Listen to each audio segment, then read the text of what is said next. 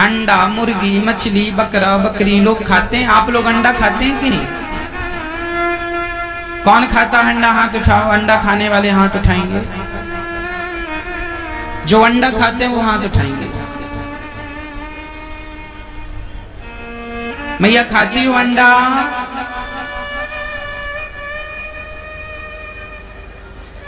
अंडा क्यों नहीं खाना चाहिए, इस पर हम बात करेंगे।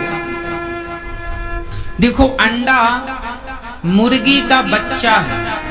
यदि अंडे को आप ना फोड़ें, ना खाएं, तो बताओ अंडे से क्या निकलता है? मुर्गी का बच्चा निकलता है कि नहीं? हाँ या ना? यदि उसे ना छेड़ा जाए तो स्वाभाविक है कि मुर्गी का बच्चा ही है वो। 10, 15, 20 दिन बाद उससे एक बच्चा मुर्गी का निकल आएगा। आप अंडा खाते हैं, अंडा नहीं खाते, आप किसी माँ का बेटा खा जाते हैं। वह मुर्गी का बेटा ही तो है, बेटी ही तो है। या तो मादा मुर्गी होती या तो मुर्गा होता, मुर्गी होती या मुर्गा होता। तुमने किसी का बेटा या किसी की बेटी खा ली तो तुम्हें अच्छा लगा ना अंडा खा के? स्वाद बड़ा अच्छा लगा होगा आपको, लेकिन आपने ये नहीं सोचा कि आप अपने स्वाद के कारण किसी माँ का बेटा खा रहे हैं। क्या तुम्हारे पास खाने को रोटियां नहीं है? क्या खाने को पकवान नहीं है? अरे जो खाने लायक है वो खाओ, उसके लिए थोड़ी कोई मना करता है। अंडा, मुर्गी, मांस, कई लोग मुर्गी को मुर्गी के पंख कैसे नोचे जाते हैं। हमने देखा एक सज्जन मुर्गी के सारे पांव बांधकर साइकिल में लटका के उल्टा ले जा रहा था। आपने भी देखा होगा मुर्गी लोग कैसे ले जाते, उल्टा लटका देते हैं, वो चिल्लाती रहती है।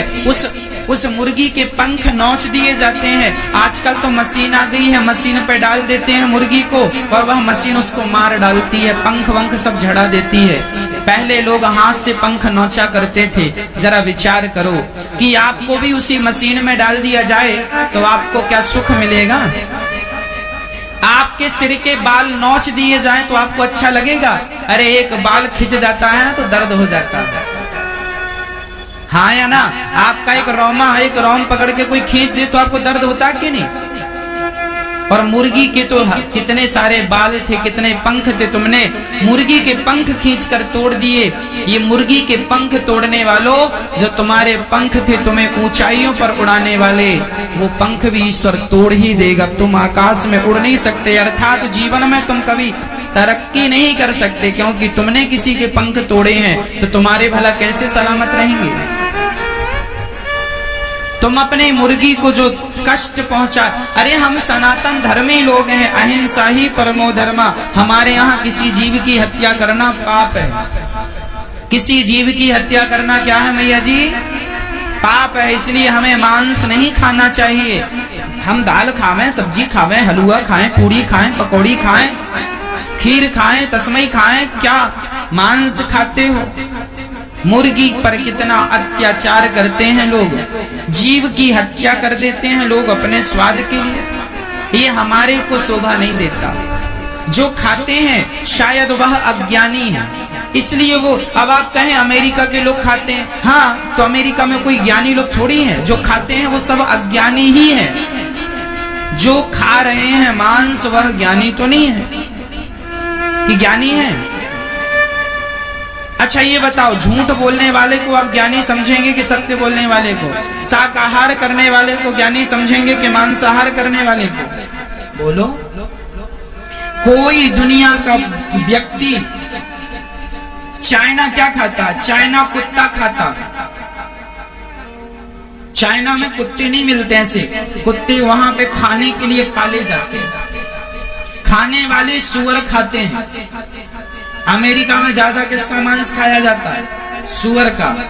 चाइना में भी सुअर और डॉग, कुत्ते का मांस ज्यादा। वहां तो बिच्छू, सांप, जो पेड़ों पर चींटे होते हैं उसकी चटनी बना के खाते हैं चाइना में। ये कौन लोग हैं?